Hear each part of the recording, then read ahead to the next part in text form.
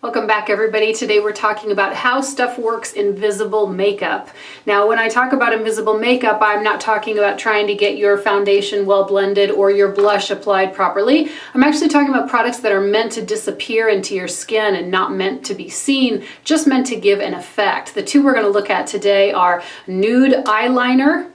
Yeah, you heard me right. And an anti-feathering lip pencil. Now again, both of these items are not meant to be perceived in as much as they're meant to cause a certain effect. Let's start with the eyes. Now this is a $2 eyeliner pencil I bought, Wet n Wild company. I like Wet n Wild because A, they're inexpensive, so I can buy all kinds of colors and play and have fun, and B, they don't test on animals, which to me is a great thing. So this is an eyeliner pencil that is actually nude or skin color. It's going to fade right into my lily white skin right here. You can't even hardly tell it's there. This is designed to be used in the waterline, tight lining the eyes. Now, I've played with a lot of different eye looks, as I'm sure many of you ladies have over the years.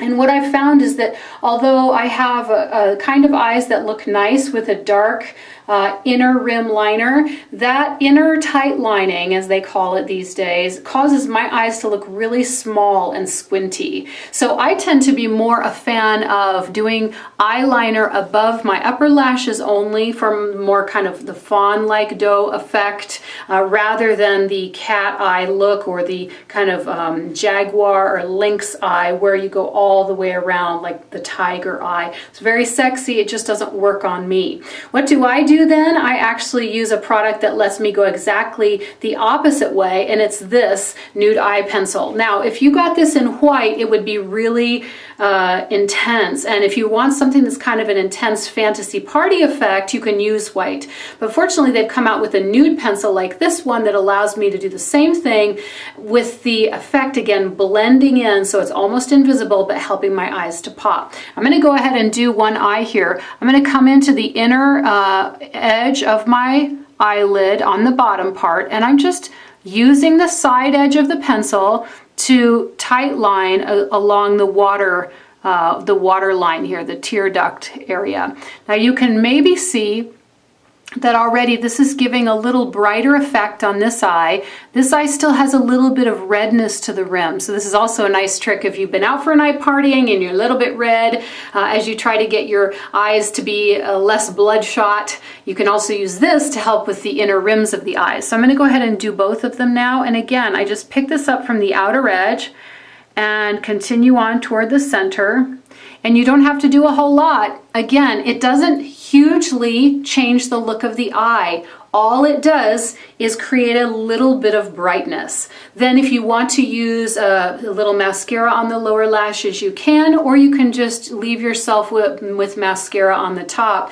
Ladies, I gotta admit, I'll do a tutorial on mascara here before long, because I think a lot of us as we age, we misunderstand how to use makeup. The things we used to do when we were 20 don't quite look right on a face that's a little more mature, and I think one of the things we're looking for is understanding of how eyeliners and mascara should be working for our eyes. So today we're looking at this nude one. So once again, we do the waterline on both eyes, and the effect is just one of a little more brightness, a little more awakeness and alertness. Now let's take a look at the invisible lip liner. This is an anti-feathering lip liner. I did my research and I found a company that was rated above the others. Half the name is gone because I've used it so much. It's called Milani Lip Liner, but I also think I got one from NYC that was good. What I do with this is first, it's supposed to be a wax base that you put your lip product over so that it instead of your lip product resting on your lip